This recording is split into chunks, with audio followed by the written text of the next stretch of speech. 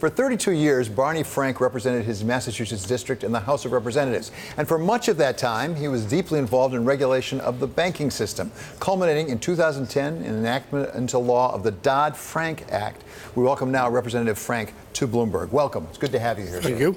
So let's talk about the CFPB, because that's something that was created as part of Dodd-Frank. Yes. It's been much in the news this week, as we have not one but two people who think that they're running the show over there.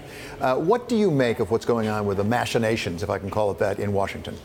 That the President Trump has had high on his list.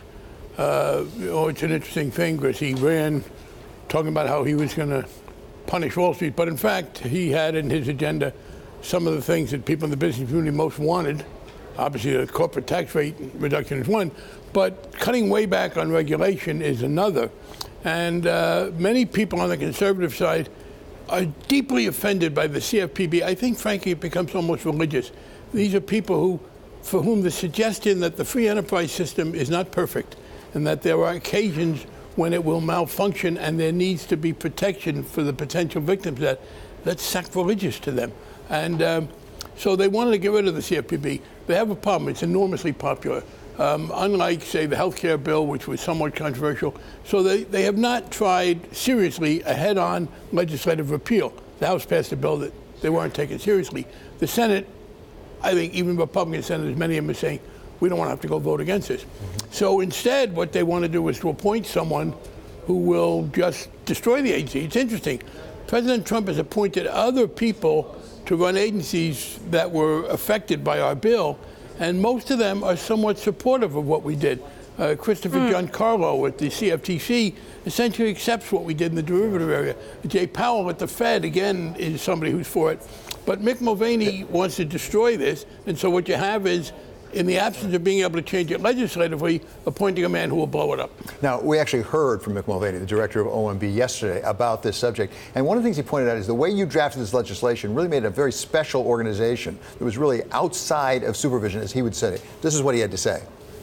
It is wrong to have a completely unaccountable federal bureaucracy. I think it's completely wrong. By the way, I'm just learning about the powers that I have as acting director. They would frighten most of you. They would probably worry you to think about how little oversight Congress has over me now as I'm the director, how little oversight the committees have over how CFPB functions. So, Barney, do you think you might have gone too far? Because the D.C. Circuit's already taken issue on this very point. I was confused until he said CFPB. I thought he was talking about the control of the currency. Frankly, the ideological nature of this attack on the CFPB is made clear by this. What's the objection to the CFPB? Well, it's not subject to appropriation. The head of it does not serve coterminously with the president. And in one case, it's only a single guy.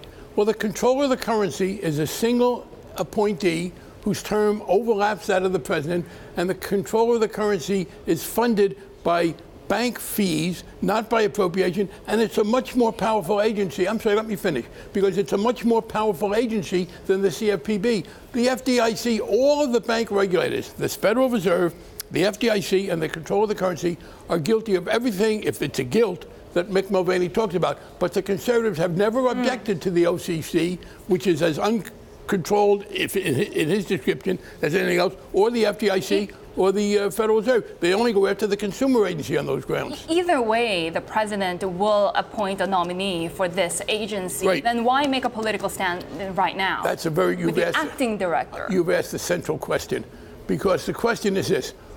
When the president appoints someone, pending that individual's confirmation, who gets to run the agency? And the reason that's relevant is this. The president would like to appoint someone who will destroy the agency, who will render it dysfunctional. He understands, I think, or at least it's been explained to him, that he could have trouble getting that person confirmed. It is not just that the Democrats strongly support this, the public does. Senator Collins from Maine voted for this law. I don't think she's going to vote to confirm someone who will dismantle it. By the way, I was reminded by a good friend of mine, Bob Kaiser, who wrote a great book on this subject, that the person who came up with the structure that's got Mick Mulvaney suffering from agita was Senator Corker. Literally, Corker said, let's put it in the Fed and let's do it this way. So delaying the process, what does this achieve? I'm trying to explain that. It means the question is, who runs the agency while confirmation is pending. And if it's someone, we think it should be the person who likes the agency and wants to run it, according to its mission. The president has appointed someone who would destroy it. The question is, what happens pending confirmation? If the president were to nominate someone who, like Mulvaney, believes the organization should be destroyed, he or she wouldn't get confirmed. So what this is a constraint on President Trump. If he wants to get somebody confirmed so he can take over the agency, he's going to have to moderate his appointment. That's what's at stake here, not just a few months, but who runs the agency pending confirmation, and that in turn will dictate a lot about the confirmation process. It's before a district court judge in the District of Columbia right now. Correct. Ultimately, that judge will decide based on the law. You've got two conflicting laws. Correct. One statute that says the president gets to appoint interim directors, the other of which in Dodd-Frank itself. Which came after that one and was more specific. But it's in the D.C. Circuit, which the D.C. Circuit has already said that your statute went too far in insulating the agency. But that's a separate issue. By the way, again, I want to talk about the inconsistency of people on the conservative side. Have you ever heard anybody, you guys are business reporters, has anybody ever told you, look at that control of the currency. He's got a term that overlaps the president, a fixed term. There's no appropriations process, and he's a single individual.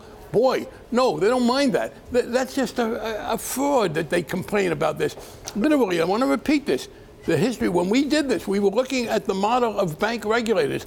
The Federal Reserve, the FDIC, and the OCC are all immune from the appropriations process, and they all have overlapping terms. So people just don't like consumer protection that is motivating them. As to the court, yeah, there was a decision about whether or not the president should be able to fire that person right away. And by the way, people will notice Donald Trump is just now getting to appoint a control of the currency, just now appointing a chairman of the Fed. Same thing, same principle.